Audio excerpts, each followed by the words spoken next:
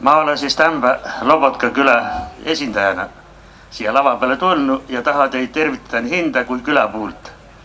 Väga hea miil, et hulga rahvast on tulnud ja hulga on tulema. Ja et Lobotkas sai ka nüüd päälinn, on ka väga selline uhke tunne. Sõna Lobotka on tulnud tegelikult venekeelsest sõnast sloboda, mis tähendab suurt vabade elanikudega küla või siis agulit.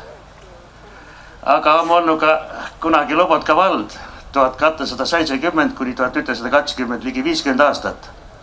Ja nüüd on au olla siis Seto kuningriigi päälinnana. Aga soovi teile kõigile hääd kuningriigipäive ja ma usu, et igaüts löydsid midagi hindale ka meele pärast.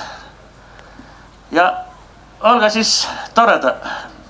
Pido saa nii hea olema, kui mida peame. Kõike hääd teile.